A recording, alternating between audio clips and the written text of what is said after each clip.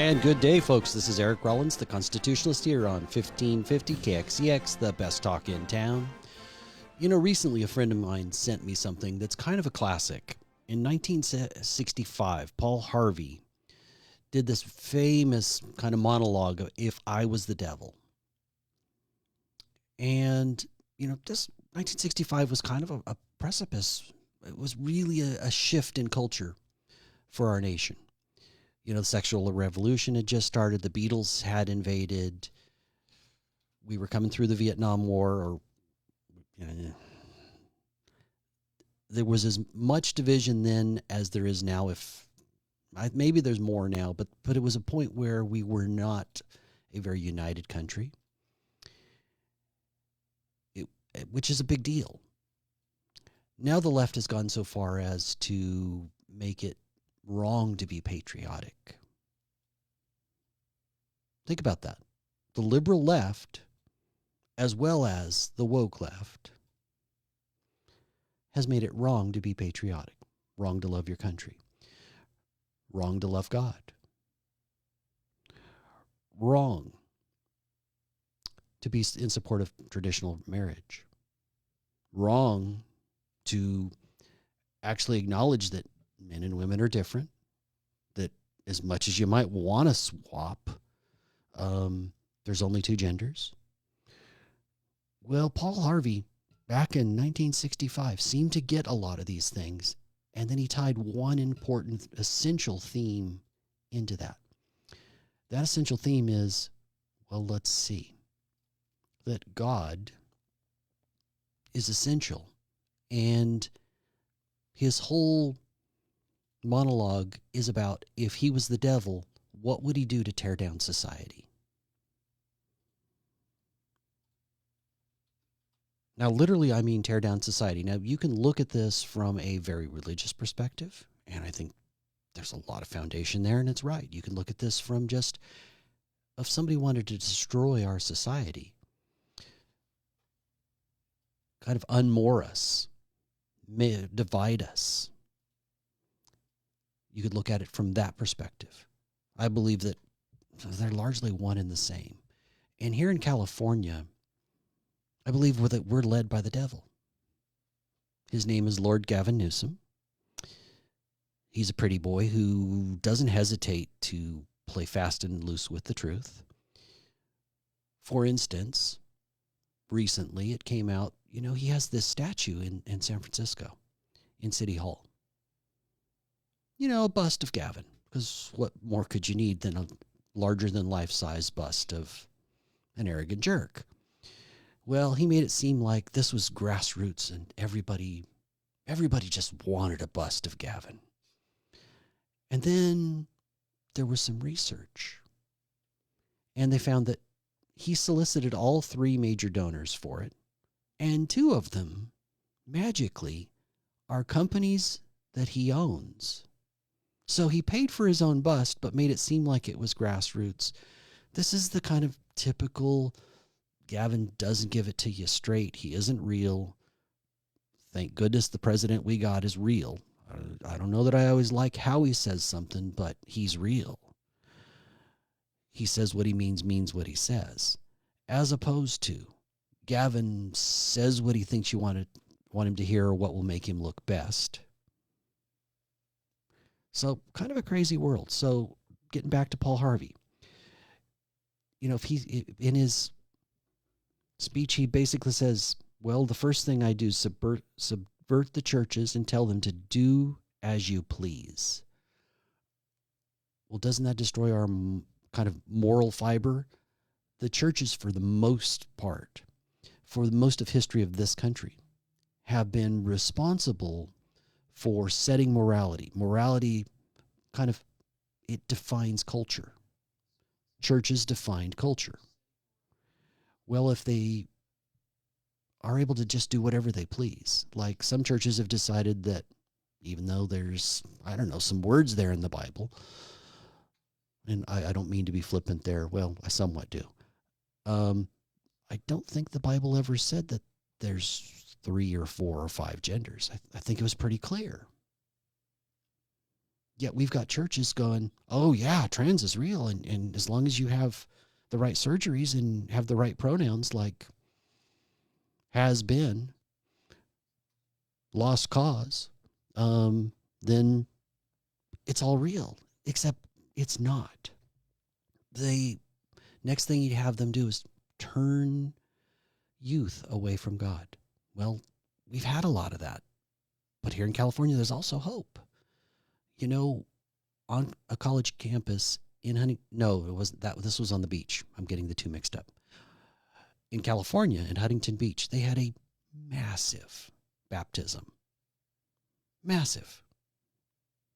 Some arguments that may be the largest that California's ever seen. So at the one hand, we're insane. We're ruled by the devil. Again, we'll refer to that as Little Lord Gavin. And at the same time, there's moments of hope. Another moment of hope. Youth. Culture is shifting. They've had enough of being told what to do. The young tend to be rebels. Well, more young men, particularly young men, at such a level, such a high level, are identifying. They've been doing this survey for 30 years. And they ask high school seniors, how do you identify? Are you very liberal, moderate, conservative, or very conservative? Well, the girls are a little off the rails, but the boys at such an incredibly high level are identifying as very conservative, higher numbers than we've seen in the entire history of this survey that they do every year. It's not like they survey 100 students.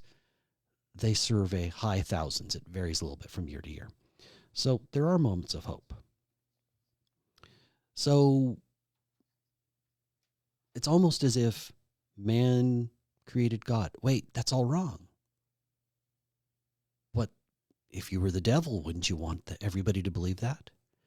That God was just a figment of man's imagination rather than a bedrock that establishes morality, teaches us that there's a higher purpose, that there's something greater than us. All of those things are important. So I'm going to let Paul Harvey say it in his own words, and then I'll kind of react a little bit. So we're going to go through the first few minutes of it. It's not very long. We're going to do about a minute and a half. If I were the devil, if I were the devil,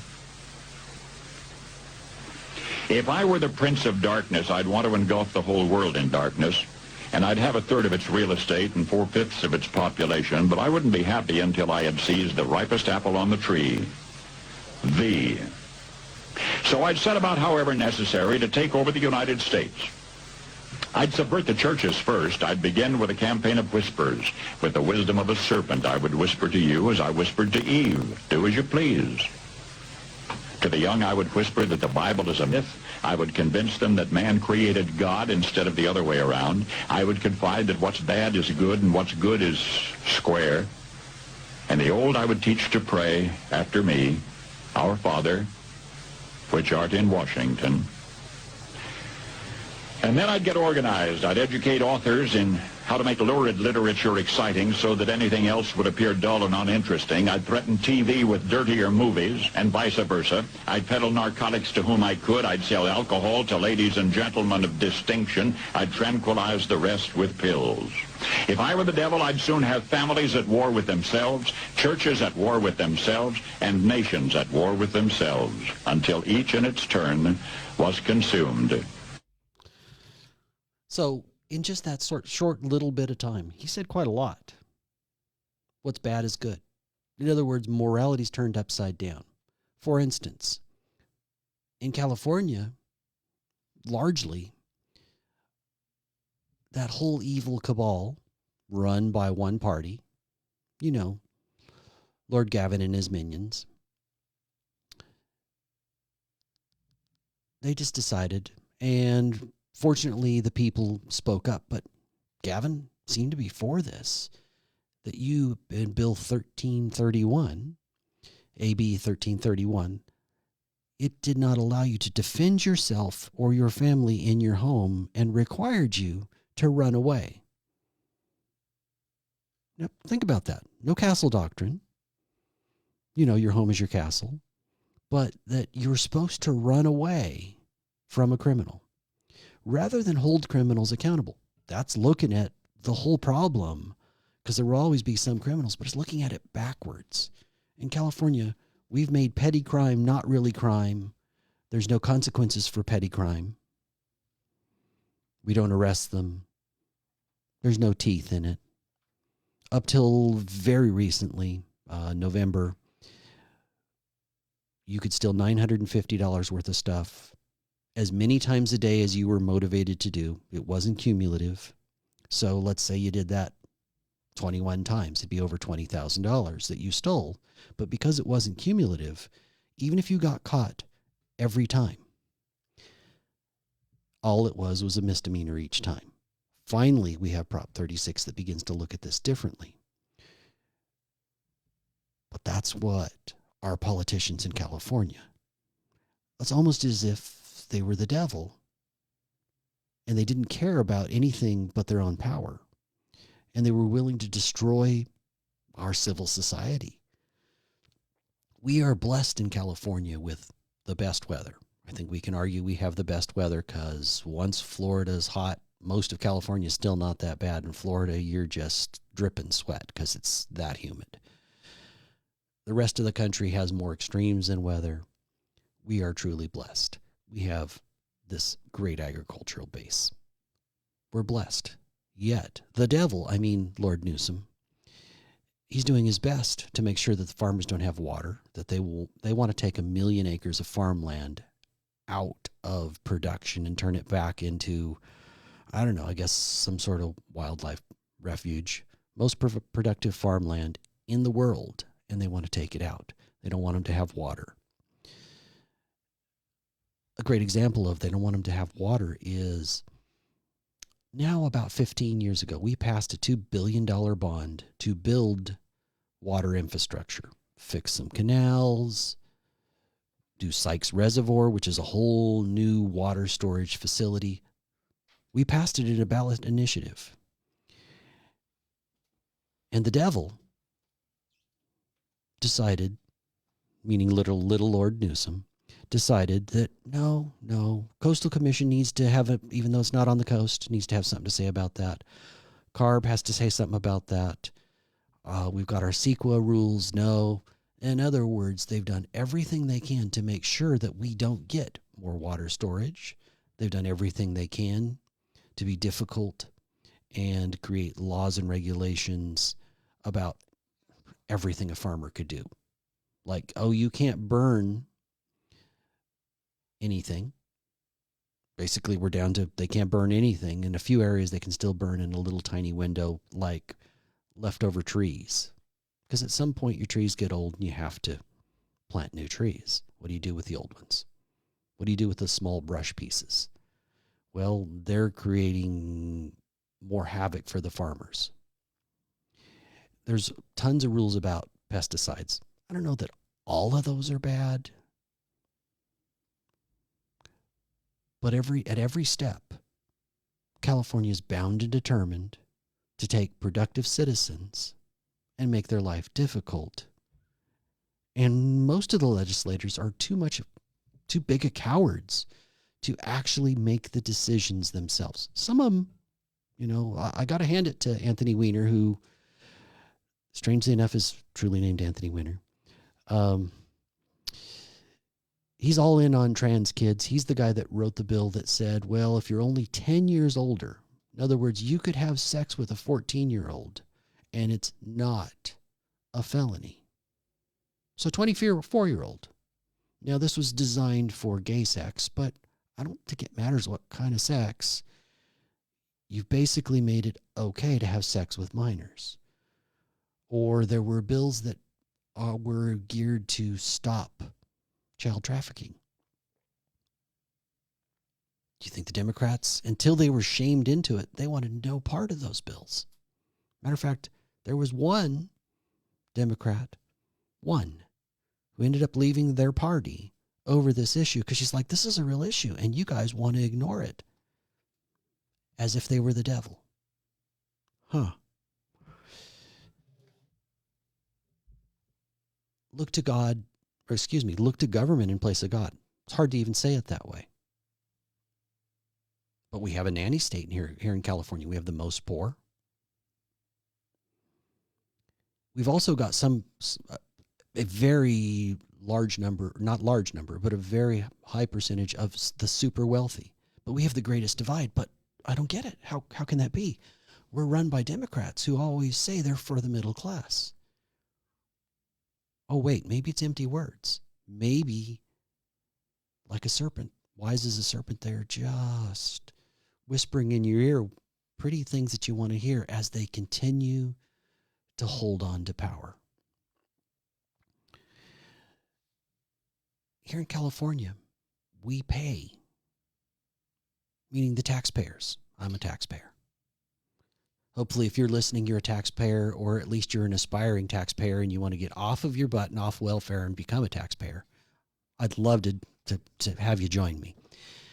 We pay for illegal aliens, meaning people that are not supposed to be here, that snuck in, and we're paying for all their health care costs. And Medi-Cal, which is basically California's version of Medicaid, is broke. It's not sort of broke. It's billions of dollars broke. And Lord Newsom has had the nerve to say to Trump, well, you need to come pay for this because I'm incompetent. He didn't say he was incompetent, but truly, if he's in charge, does the buck stop with Gavin? What about, for basically 20 years, one party has been in total control of California. Have you had enough, folks? Maybe you realize that they are the devil.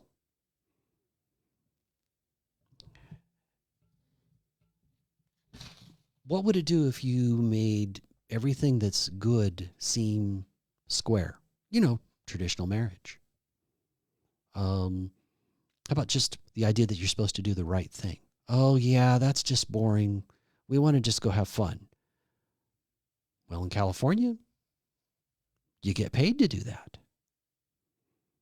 How do you think that we were able to put $24 billion with a B into homelessness? Have the money not be accountable at all because they can't do an audit. They have no idea where the money went. Gavin was just there handing it out.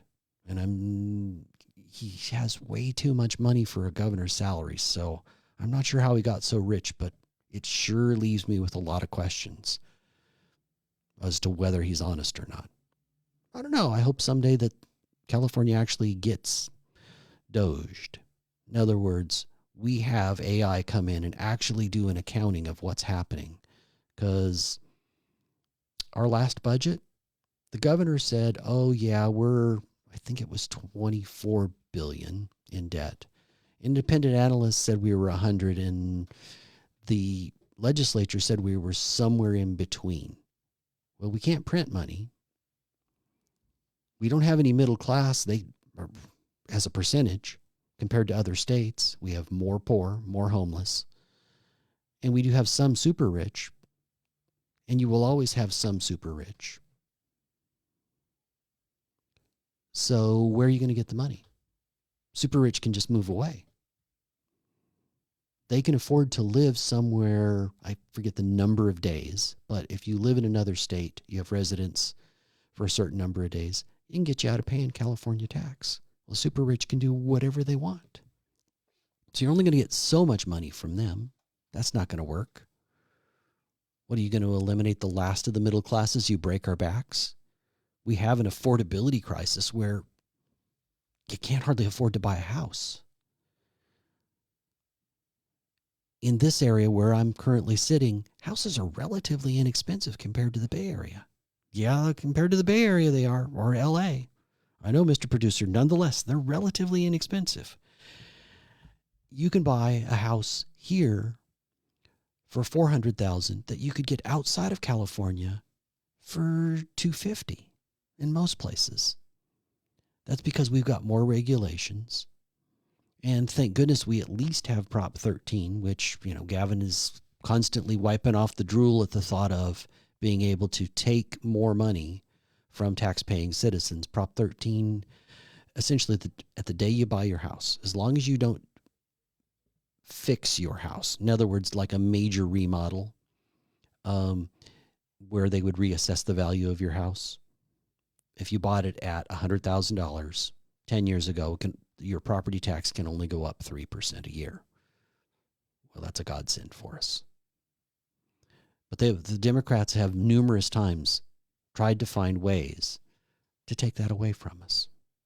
It's just wrong. We're going to go ahead and go to break. Wow, timer's flying. This is Eric Rollins, the Constitutionalist, here on 1550 KXEX, the best talk in town. I want to say thank you to everybody that's listening on social media. I do appreciate the comments. Well, the vast majority of comments. Every once in a while I get somebody, well, they're just so off topic, or I do have somebody that truly hates me. It's okay. She can talk to the devil. She doesn't have to talk to me. And I'm sure that she's friends with them. Anyway, comments are appreciated. Sharing is even more appreciated. If you believe in this message, share it. Or if it's that funny, share it. You don't take it seriously. Or for that matter, what if I was so bad that you needed some way to go to sleep at night? Tune in. Maybe you'll learn something. Maybe I'll just put you out. We're going to go ahead and come back. No, we're not. No, we're not. I want in on this next segment. Okay. All right. Give me about a minute.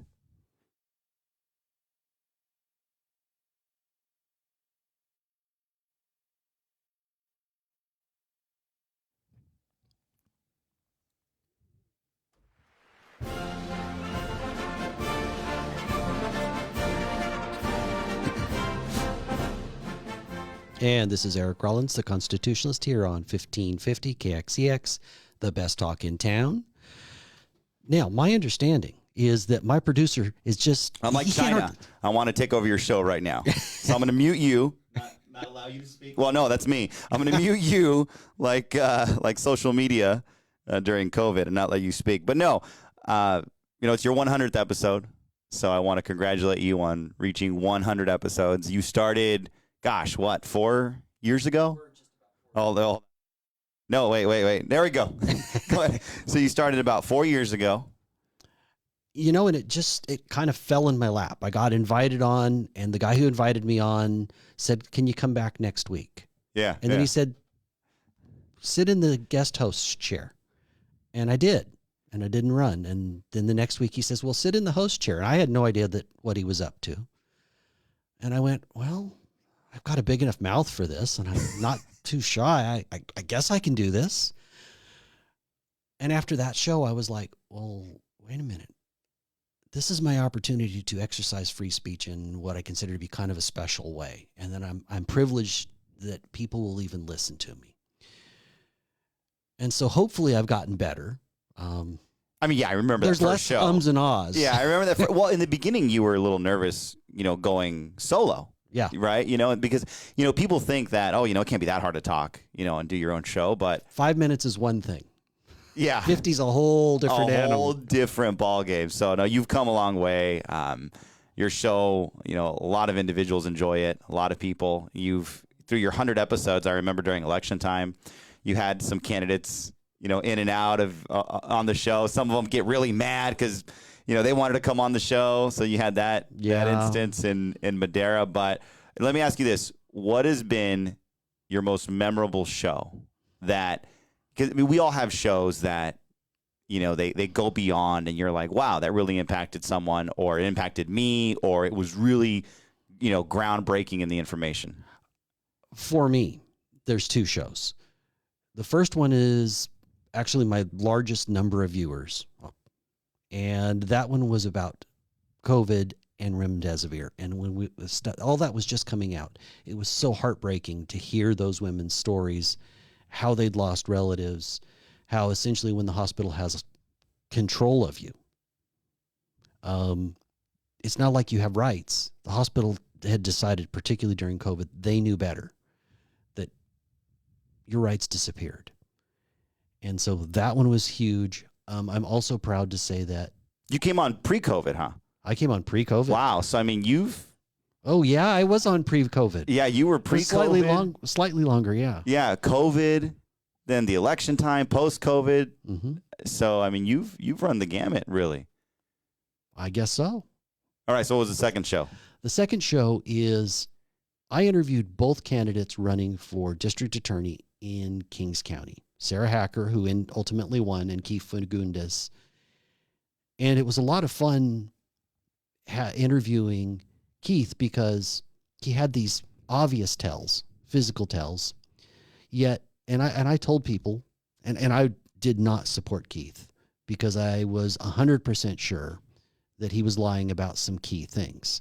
I was nice as can be as I eviscerated the man. He thought we were friends at the end after the show and shook my hand and then proceeded to tell me something that I knew was an absolute lie about his opponent. And so it was nice to be able to make a difference and take down what I considered to be a politician that was significantly less than honest. Yeah. As district attorney, I think your job is to, as best you can, because you have to make some choices because you don't have enough resources to do everything. But you have to decide when and how to apply the law, but it should be applying the law, not your political opinion. There are other people in politics that should be writing and legislating. You're not a legislator. You're closer to like the executive branch in that position. And Keith didn't seem to understand that whatsoever. And then he had a lot of problems with employees and his answers didn't add up. I spent more time on that show than any other show researching. Probably did 20 hours. Man. Yeah. Well, all right. What was your, what do you think has been the most comical aspect of the show in 100 episodes? I have one. You Yes, remember? I think I know which one you're going with. Yeah, that was pretty funny. And I was not sure how you were going to take that if we're thinking of the same one. Yeah. I think you should share it. I mean, Okay. she's a sweetheart. She wouldn't, she would laugh about it as well. But We might not be thinking of the same one. No? Okay, well, what's yours? Okay. When I was, the first time I had the big cheese on, Yeah? el queso grande. Me? Yeah. And I was like, he's either going to laugh or he's coming after me. I'm not sure which. No, that was a fun show. And then a bunch of people really had a lot of fun with that I've met elsewhere. They're like, they heard that, they mentioned that. When they brought you up, that's how they referred to you for quite big some time. cheese. Yeah. Well, I'm not offended. Well, I like I was still cheese. slightly worried. The one for me was you had on Maggie? Maggie. She's a Yeah. sweetheart. And I don't know what she was talking about, but she ended up saying, "Oh, people that are kind of married." Or did she Find themselves they find themselves less married, I think. less married? Yeah. And I just looked at you. I looked at her, and you and I had the kind of, well, what's kind of married? You're either married or you're not. Yeah. You're less married. Yeah. So You're less married. There's levels to marriage. Apparently. That was my anyhow, thank you for being a part of the station. You've stuck out through various moves. We've been Well, it's been fun. it has been fun. But anyhow, okay, I'll let you get back to your 100th episode. Again, thank you so much. Congratulations. Sorry for taking up No, that's quite all right. some time. All right. All right. So, getting back to this whole idea of if I was the devil, what would I do? Well, I would corrupt the media. Now, we've begun to make real inroads and change because traditional media is kind of gone. That's awesome. They're not totally gone, but they don't reach the number of views. It used to be when I was a kid, everybody watched one of the big three stations, and that's where you got your news. And if you were an oddball and you had like a shortwave radio, you might get BBC or something else. We now have so many sources for news that you could spend 24 hours a day and not begin to cover what happens just in California, let alone the nation or the world. So if you were the devil, you would want to corrupt the media, buy them off, kind of like we're now finding out through Doge that Politico was paid. They were paid. The government spent millions of dollars on subscriptions. Same thing with the New York Times. And both those sources always seem to have a left perspective. I wonder if there's a connection. What about during COVID, when the Biden administration was in charge? What'd they do? One of the first things he tried to do is have a ministry of truth, like from the book 1984 by George Orwell. Except I think he called it the Disinformation Board. And then he had this really weird gal that he wanted to run it, affectionately known as Scary Poppins, because she was much like Mary Poppins and did some musical theater she sounded so much like Mary Poppins. Well, fortunately, even the Democrats were like, no, we need to do this in private. We can't publicly do this, though Democrats don't actually seem to want. Now, maybe some Democrats, but leftists and the woke definitely do not want free speech. Because what if you hurt somebody's feelings? Wouldn't that help? If you were the devil, that's one more way to divide people. Rather than trying to create adults that can have a rational conversation where we can talk about politics, religion, and maybe even disagree, but have a real conversation. You would instead want people to be ruled by emotion. I think ruled by emotion, woke left. Isn't that, it's as if it was two sides of an equation and they're exactly equal. Because I think the woke left, I don't know that they care about particular issues. If Trump was to decide that from now on, he's pro-abortion in every way, shape, and form, I think that some of the woke left would have to go, well, what do I do? I think they might go, well, we have to be against Trump because it's always Trump's fault, or climate change, one or the other. What about, therefore, electric vehicles? Because it's supposedly good for the environment. There's some argument about that, but the left thoroughly believes it. Gavin thoroughly believes it. We have an EV mandate in California that is coming in just a few years, that luckily the Trump administration put huge holes in, but we have an EV mandate. Yet, because Elon Musk is, bringing transparency to government through Doge,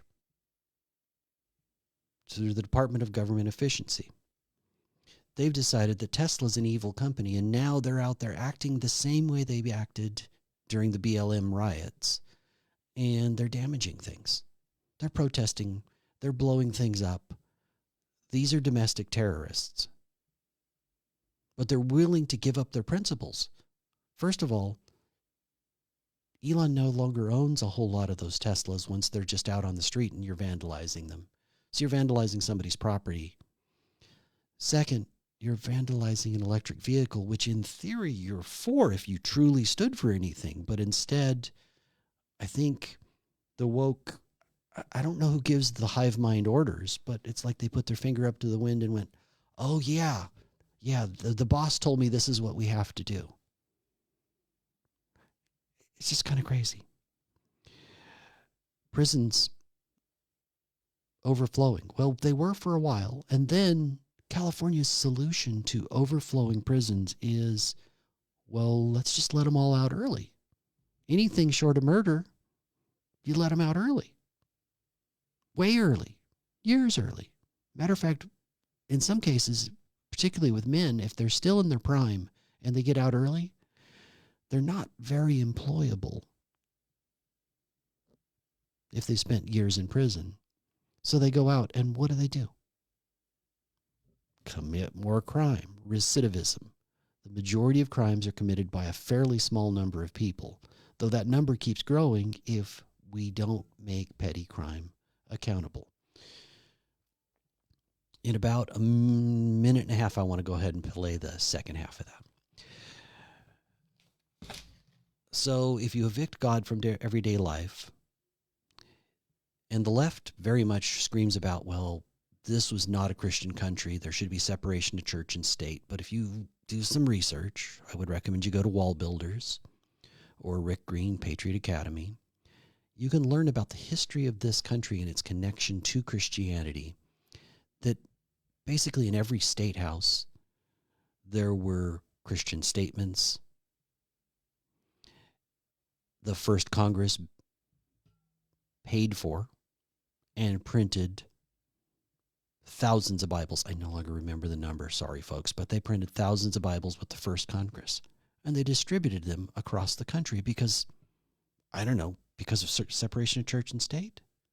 Or maybe they realized that while no particular church should be in charge, churches should absolutely, through their biblical values, be influencing politicians, because politicians, by their very nature, they're kind of like lawyers. They stink. Now, I'm not saying everyone's corrupt. I'm saying as you gain more power, as you are able to manipulate the law, you're more likely to be corrupt. So having a moral network, support network to take care of that matters. Go ahead and let's play the last part of this. Was consumed. And with promises of higher ratings, I'd have mesmerizing media fanning the flames. If I were the devil, I would encourage schools to refine young intellects, but neglect to discipline emotions. Just let those run wild. Until before you knew it, you'd have to have drug-sniffing dogs and metal detectors at every schoolhouse door. Within a decade, I'd have prisons overflowing. I'd have judges promoting pornography. Soon I could evict God from the courthouse, then from the schoolhouse, and then from the houses of Congress. And in his own churches, I would substitute psychology for religion and deify science. I would lure priests and pastors into misusing boys and girls and church money. If I were the devil, I'd make the symbol of Easter an egg and the symbol of Christmas a bottle. If I were the devil, I'd take from those who have and give to those who wanted until I had killed the incentive of the ambitious. And what'll you bet? I couldn't get whole states to promote gambling as the way to get rich. I would caution against extremes in hard work, in patriotism, in moral conduct. I would convince the young that marriage is old-fashioned, that swinging is more fun, that what you see on TV is the way to be. And thus I could undress you in public, and I could lure you into bed with diseases for which there is no cure.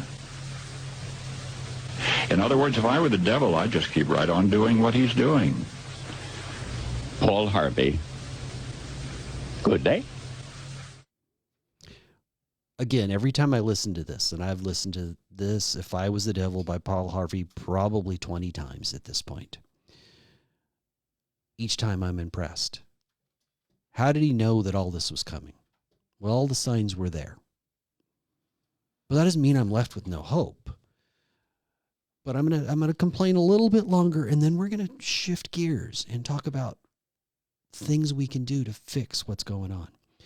For instance, the church, it's shackled by its 501c3 nonprofit status, and it's so afraid to speak up, as if there is a separation between church and home.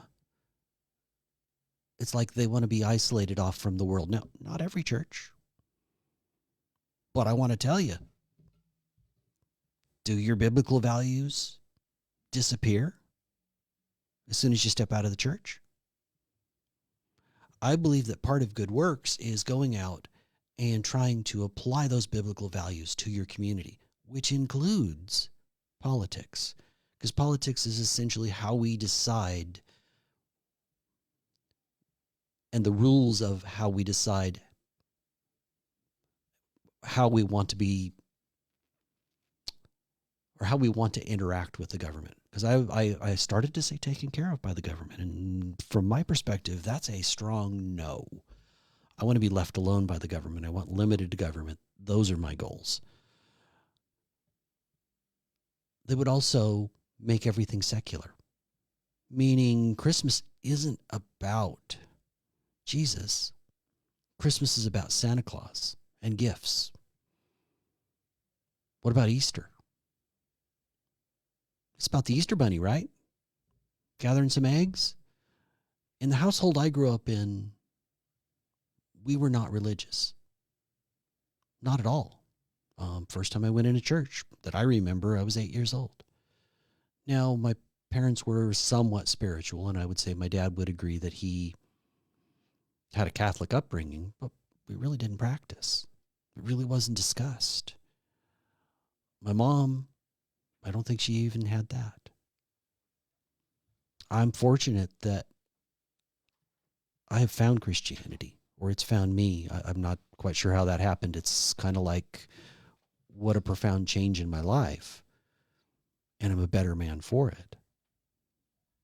But that's how it changed. We're going to go ahead and take our last break.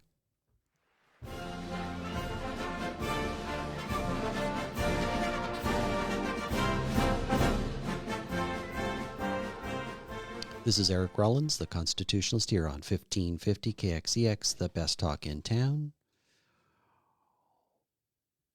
I'm going to try to be positive for this last part. Sometimes that's hard because it's so much easier to complain. Think about when you listen to the news, it's almost always negative. Well, there's some things happening in California that leave me with some hope. So we're going to go ahead and come back.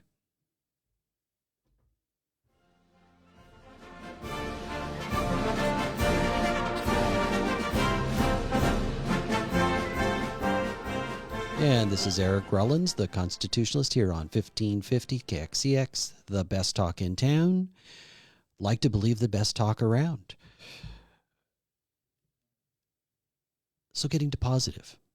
One of the things that I consider to be incredibly positive is now there's all of this pressure from multiple sources for us to have voter ID. So one of them is Trump is saying, look, if you want the money to pay for the fires, because all those poor people in LA, it's not their fault, or it somewhat is because they largely voted for people that were unwilling, and they voted for the people that appointed all the non-elected people on the Coastal Commission that doesn't allow for things like grazing of lands, so you have this buildup of brush. You're not allowed to have controlled burns hardly at all in California. Again, another unelected board, CARB, California Air Resources Board, regulates that. So they want all this money from Trump. And one of the things Trump said was, you want this money? And Speaker Johnson, Speaker of the House, also agreed. You want this money? Put in voter ID. So there's one place where pressure's happening, pushing Lord Newsom to have voter ID. And would we vote for the devil if we had a real choice? I believe that our cheat by, vote by mail, 30 days to vote, 30 days to cheat, 30 days to count. It's truly vulnerable. Another place where there's pressure for voter ID. EIP, Election Integrity Project, has a lawsuit. It's now made its way to the Ninth Circuit, contending that we have real problems with, and they've done a vast amount of research and have a vast amount of documentation showing that our elections here in California, they're not right. They're fraught with problems, that they're not even close to the HAVA, Help America Vote Act numbers, where you're supposed to have almost no percentage of error in your voting system. It's federal law, yet California's not even close to that. Another place where we're having pressure put on for voter ID. There's 3 cities now and a county. Shasta County, not a lot of people in Shasta County, less than 200,000. Oroville, not a big city. They've implemented a voter ID. There's another one down by San Diego. The name escapes me. I want to say El Cajon, but don't hold me to that. There's another city that passed voter ID. And then The big shining example, Huntington Beach, unanimously voted for voter ID. They put it on the ballot. People wanted voter ID.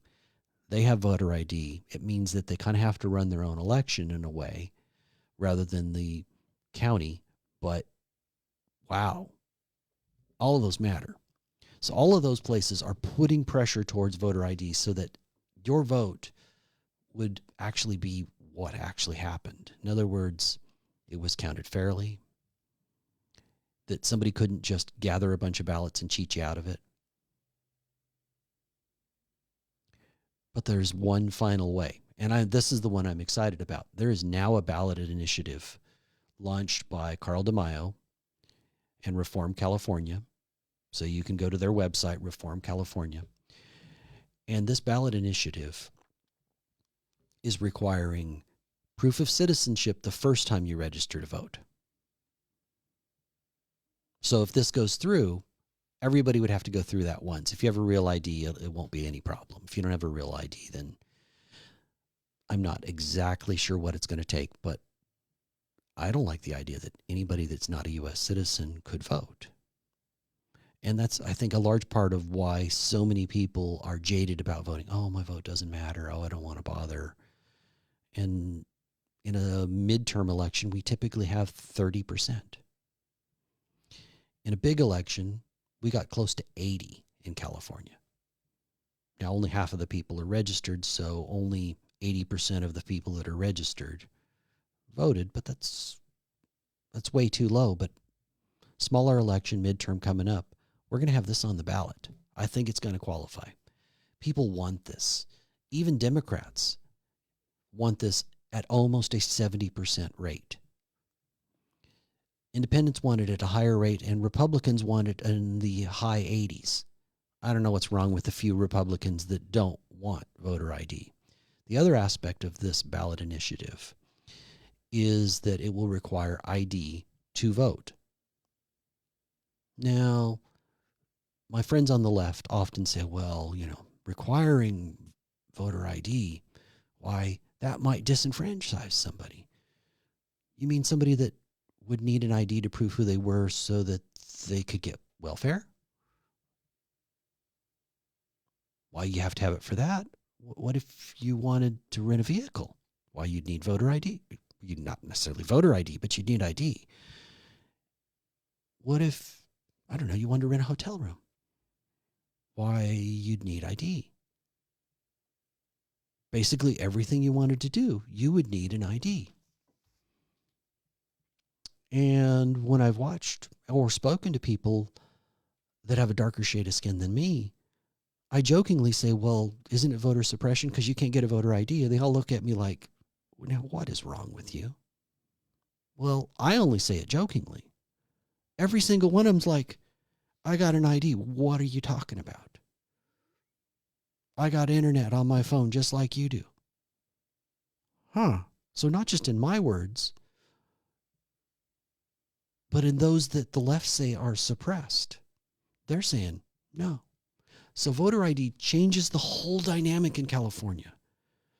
I thoroughly believe that Jim Costa magically finds ways after we think all the ballots are in. I've been watching this for years. He's the local congressman. And somehow magically, there always seems to be a couple thousand votes that show up for Jim Costa. Now, I don't know how this happens, but it always seems to happen. Like things are closer and then magically they found more ballots for Jim Costa. I don't know how it happens. But if we had voter ID, we'd have a lot more assurance that Jim Costa really won.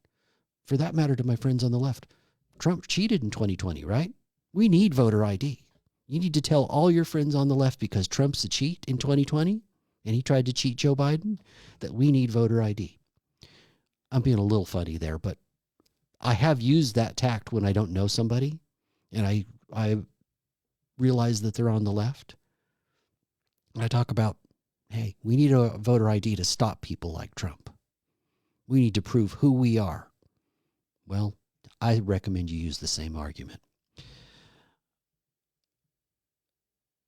I think that this voter ID changes the whole game. So please go to Reform California. If you sign up for the online petition, it gives them your information. Now, when you sign up for the online petition, it doesn't actually mean anything except it gives them now a name and an address so that they can send you the real paper one when the time comes and we get this through. This is an opportunity to change California. In addition, 48% of the electorate are ready for a Republican governor and would consider a Republican governor. This is the first time it's been this high in 20 years because more than 65% of Californians believe that we're on the wrong track. Let's get on the right track. Let's get this voter ID done. This is Eric Rollins, the Constitutionalist, here on 1550 KXCX, the best talk in town.